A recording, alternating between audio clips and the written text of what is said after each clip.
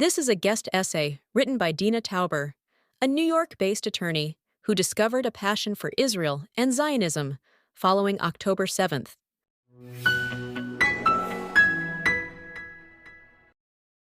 I have to wonder about all the silent Jews out there. I am not talking about the anti-Zionist Jews who are anything but silent. I am not even necessarily talking about so-called DEI Jews who readily stand up for women, LGBTQ, and minorities, except for Jews. Not even if they are Jewish women who were viciously gang raped by invaders. Not even if they are Jews of color who were murdered by terrorists. Not even non-Jewish Thai citizens who happened to be working in Israel and were beheaded and taken hostage by Palestinian terrorists.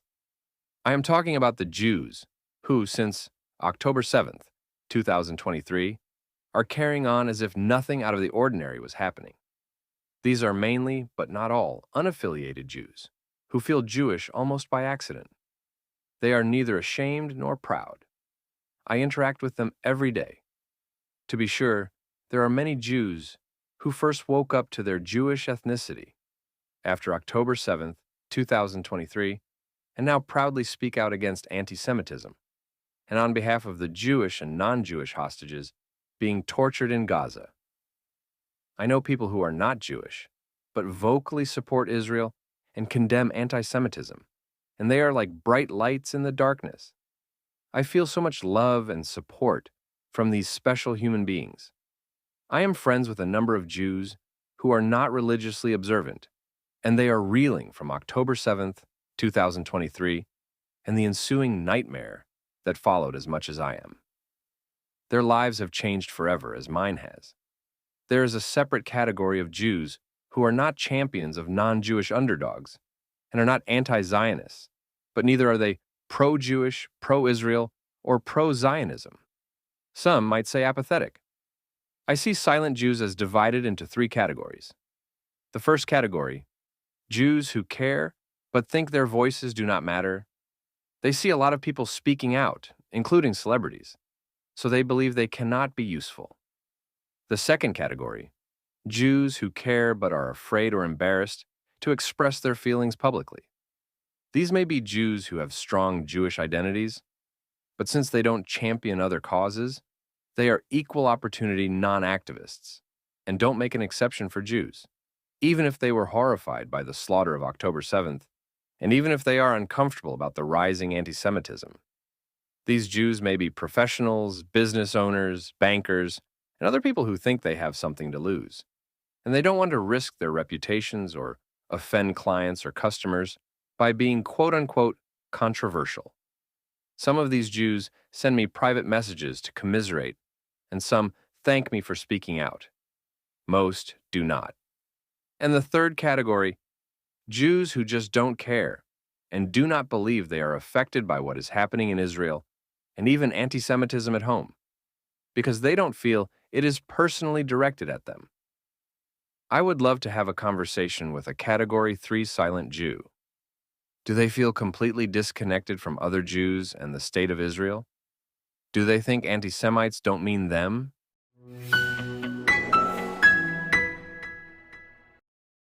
The epicenter of modern anti-Semitism is on the university campuses.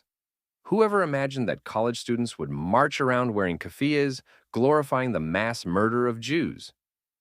Does anyone think these kids care about people in Gaza, where they have no connection and don't even understand the conflict?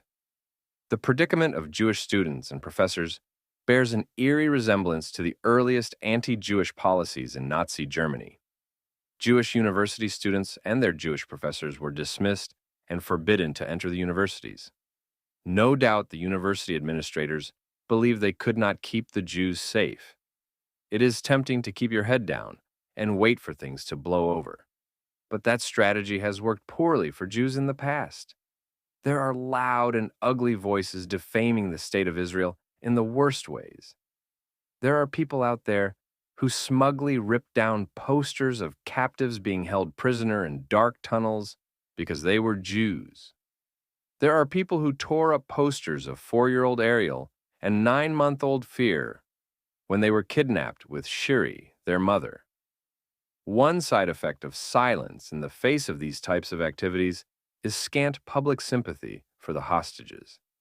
Many hostages have already been murdered by their captors.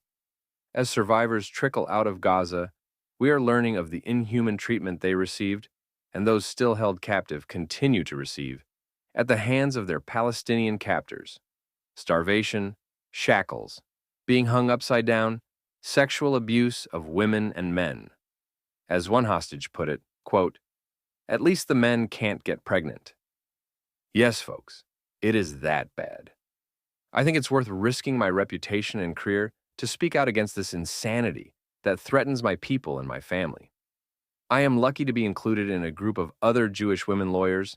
It may be a coincidence that we are all lawyers, who are vocal in support of Israel, the hostages, and to bring attention to Jew hatred. So I have some support. But we are not enough. We can't bear to witness the hatred that our brothers and sisters are bearing on our behalf. The civilized world has already failed them, and we Jews owe them. We might feel helpless and think our opinions don't matter. And individually, maybe they don't. But together we can make a loud noise, and that matters. Jews in the diaspora do not have the luxury of ignoring any form of the Jew hatred that wants to cancel us. October 7th was not just another terrorist attack against Israelis. What is happening today is not the normal anti-Semitism of the past few decades. I recall listening to American columnist and writer Dan Senor on his podcast Call Me Back, interviewing Scott Galloway, a famed professor at New York University's School of Business. Before October 7th, Galloway said he was barely aware of being Jewish. October 7th woke him up. He talked about how the Jewish elite in Germany thought their success made them immune to the coming atrocities and chose to keep quiet and fly under the radar until it was too late. How students on campuses have conflated the civil rights movement with the pro-Palestinian movement. The shame piled on Jews who speak out in support of Israel. I'm not saying we are going to be rounded up into cattle cars anytime soon, but I also would not say it can't happen here. Whatever it turns out to be for our generation, we Jews have the unfortunate tendency to think that our position in society is of great value and will protect us. Sadly, it may not. We don't have to let the world ignore the rape and murder Jews. Let's do it better this time around.